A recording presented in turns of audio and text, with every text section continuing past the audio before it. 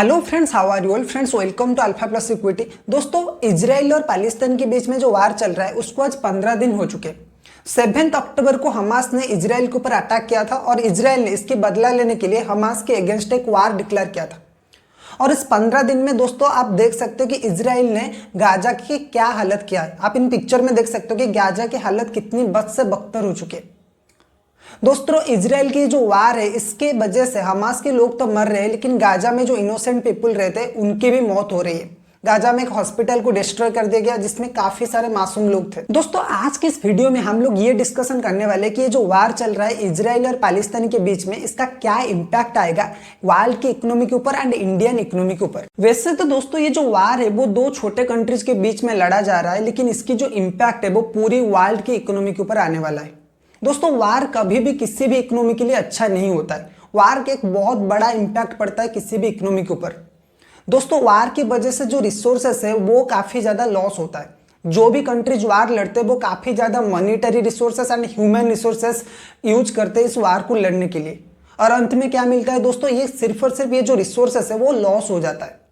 दोस्तों, वार की वजह से इन्फ्लेक्शन काफी तेजी से बढ़ता है, क्योंकि जब भी वार होता है तो नॉर्मल लाइफ जो होता है, नॉर्मल ट्रेड वगैरह जो होता है कंट्री के बीच में वो बंद हो जाता है, जिसकी वजह से चीजों की जो रेट है वो बढ़ने लगता है। दोस्तों, इसकी वजह से इंफ्रास्ट्रक्चरल डैमेज भी काफी ज्यादा होता है, तो ये भी एक मेजर कॉज है वार का।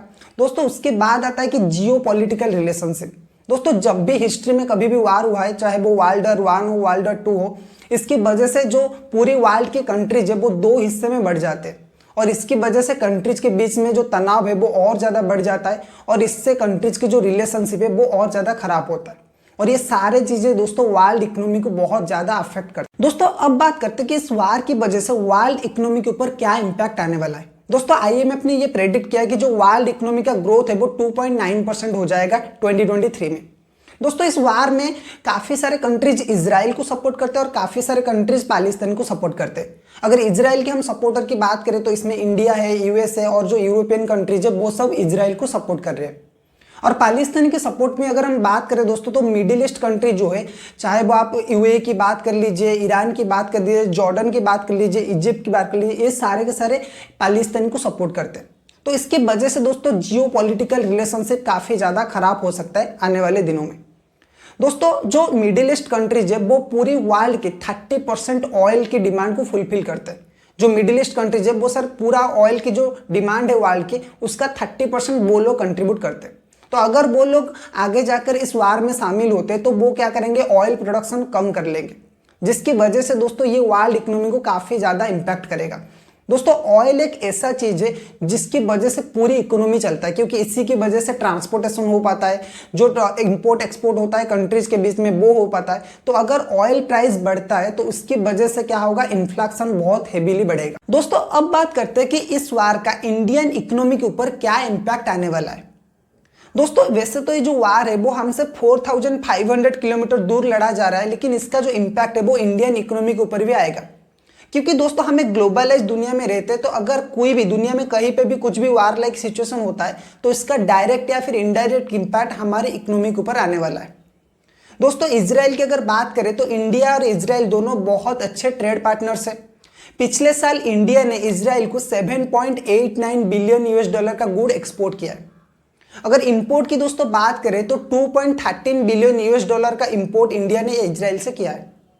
तो अगर मेजर एक्सपोर्ट आइटम की अगर बात करें दोस्तों तो इसमें आता है diamond, refined petroleum, rice and diesel. ये सारे आइटम्स है जो कि इजराइल को इंडिया एक्सपोर्ट करता है। और इंपोर्ट की बात करें दोस्तों तो इजराइल से वो मिलिट्री इक्विपमेंट्स एंड जो क्रूड ऑयल है वो इंपोर्ट करता है। सो दोस्तों, ये जो वार है ये अगर ऐसे ही चलता रहा तो इसका इम्पैक्ट इंपोर्ट एंड एक्सपोर्ट के ऊपर आएगा और उसकी वजह से इंडियन डायमंड इंडस्ट्री हुआ, इंडियन ऑयल इंडस्ट्री है, उनको काफी ज्यादा इंपैक्ट आएगा। इसी के साथ दोस्तों जो automobile industry and metal industry है वो भी अफेक्ट होंगे इस वार की वजह से। दोस्तों, इंडियन इकोनॉमी के लिए और एक बुरी खबर है ये कि जो मिडिल ईस्ट कंट्रीज है वो क्या करते हैं, पाकिस्तानी को सपोर्ट करते हैं और इंडिया जो है वो इजराइल को सपोर्ट कर रहा है। इसकी वजह से जो मिडिल ईस्ट कंट्री के साथ इंडिया का रिलेशनशिप है वो फ्यूचर में खराब हो सकता है, जो कि इंडियन इकोनॉमी के लिए और एक बुरा चीज होगा, क्योंकि मिडिल ईस्ट कंट्रीज के ऊपर दोस्तों इंडिया काफी ज्यादा डिपेंडेंट है अगर हम ऑयल की बात करें।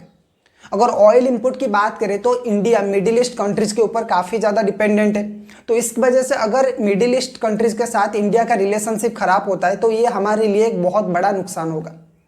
दोस्तों इसी चीज़ के लिए और एक पॉइंट है कि जो इंडिया का एक ड्रीम प्रोजेक्ट था, India middle east Europe corridor, जो कि G20 समिट में उठाया गया था कि ये प्रोजेक्ट बनना चाहिए, जो कि इंडिया को डायरेक्टली मिडिल ईस्ट से लेकर यूरोप में कनेक्ट करता है। अगर ये रिलेशनशिप खराब हुआ तो ये प्रोजेक्ट में भी आगे जाके कभी हो ही ना पाए और इसकी वजह से इंडियन इकोनॉमी को और भारी नुकसान होगा।